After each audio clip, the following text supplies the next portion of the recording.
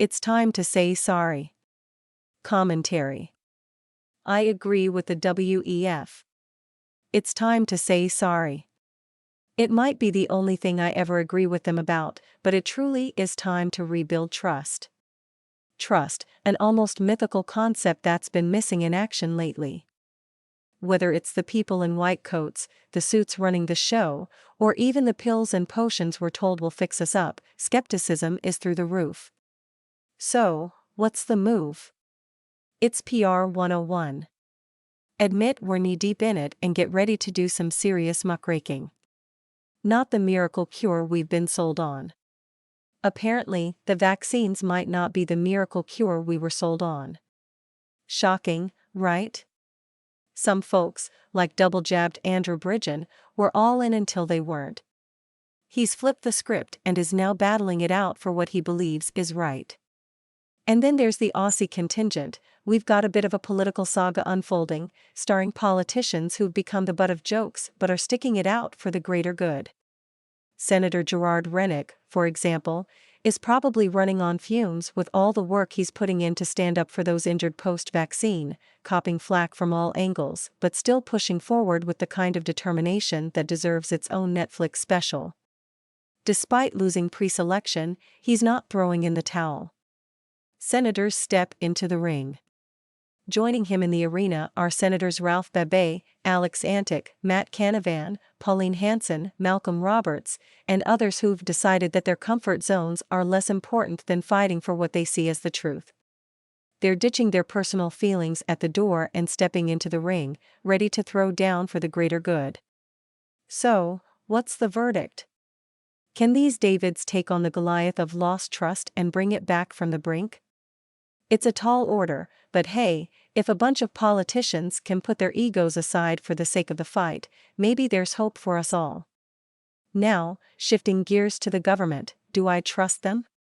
Let's just say my faith isn't exactly overflowing. But am I swearing off ever trusting them again? Never say never. It's like the cruise industry post-Ruby Princess fiasco. Everyone said they'd rather swim home than step foot on a cruise again, yet here we are, with the industry not just surviving but thriving.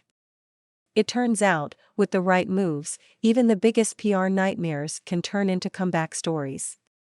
From phones on fire to consumer trust. Take Samsung, for instance.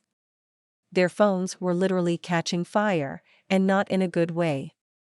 But did they throw in the towel? Nope. They rolled up their sleeves, got down to the nitty-gritty with some serious troubleshooting, and opened their doors to external auditors for the first time. Fast forward, and they're back on top, with consumer trust in the bag. So, what's the takeaway for the powers that be? Simple, it's time to own up. Time to ground your private jet, stop playing global monopoly, forget the wedding planning and start paying attention to the folks back home. From vaccine mishaps to the eco-dreams that turned into nightmares, and the whole digital ID drama, it's apology o'clock. But it's not just about saying sorry. It's about making things right. Lock up the wrongdoers, redirect those ill-gotten gains to help those who've been left in the lurch. It's a mammoth task. History's given us the blueprint. With a bit of elbow grease and some serious sincerity, we can actually stitch trust back together. It's about time we rolled up our sleeves and got cracking. We don't need any more Marie Antoinettes. But let's not forget the juicier side of history, where folks didn't just sit back and take it. They went full-on revolution. So, to all the big shots acting like they're living in a contemporary Versailles, supping on truffles and Bollinger while telling the world to eat bugs, it's time for a reality check. We don't need any more Marie Antoinettes.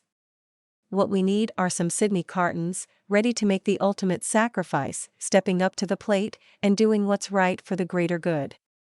This isn't just about making amends. It's about doing a 360.